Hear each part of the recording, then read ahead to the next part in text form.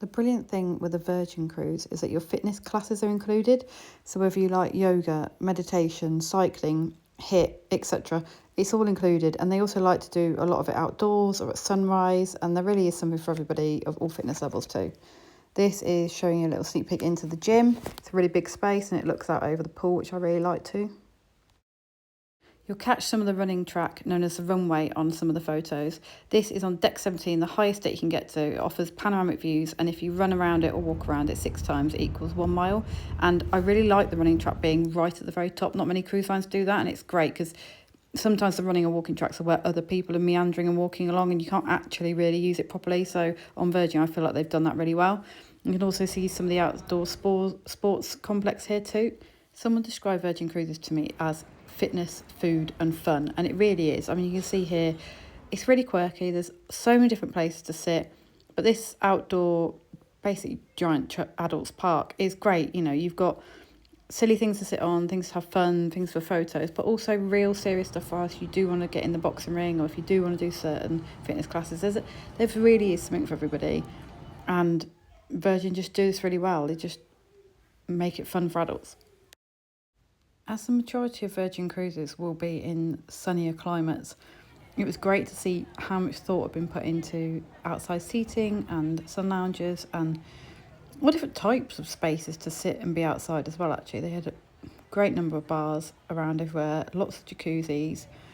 The pool is still one of the smaller pools out of cruise ships, but to be honest, if you're going to places like the Caribbean, etc., a pool might not be the thing that you're most interested in. You might be getting off and swimming in the sea anyway.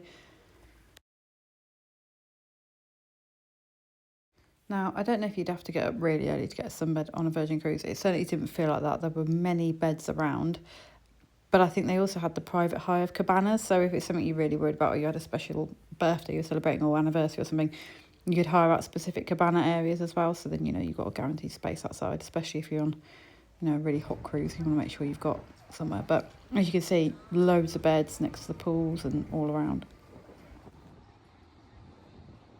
The larger of the two pools is this one, the wellbeing pool. Brilliant Lady has 2 pools, the smaller one being a circular pool known as the aquatic club pool, and is more for listening to a DJ, chilling out to the music and sitting on the ledge. So while I'm showing you a few pictures of the outside spaces and the pools and the seating, etc., just thought I'd share a little bit more about Virgin Cruises generally. So they now offer 4 to 17 night voyages as well. So if you want to try it out, a 4 nighter might be perfect. If you really enjoy it and you want to go for full 17 nights, I mean, that would be the dream for me. One day when the kids are older.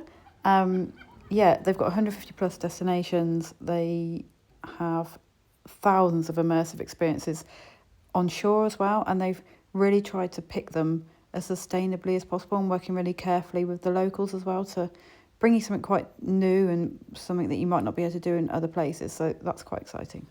I'm definitely a cruise ship nerd, and I always love checking out a cruise ship at night as well as in the day. It's always interesting to see the different vibe and how they've lit it up, and Virgin have a really good way with lighting. So yeah, I just want to show you that.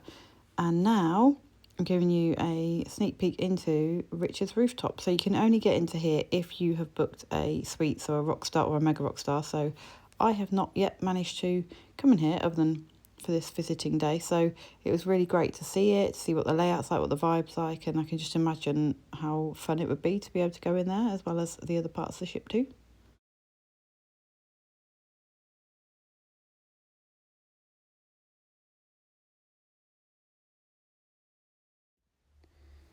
We're about to explore the Redemption Spa, which is on deck 5. You walk through this part here, which is the main reception.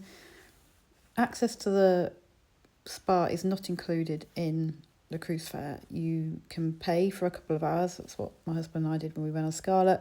Or if you buy a treatment, you get 2 or 3 hours included, depending on what treatment you buy, etc. So just really depends on what you want to do. Do you want a treatment and then enjoy the spa as well, or do you just want to do the spa, which is what we did?